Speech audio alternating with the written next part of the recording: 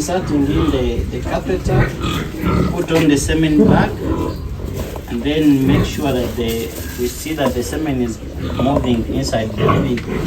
So we don't need to apply a lot of pressure. We just leave it for the baby to be able to suck the semen from this bag.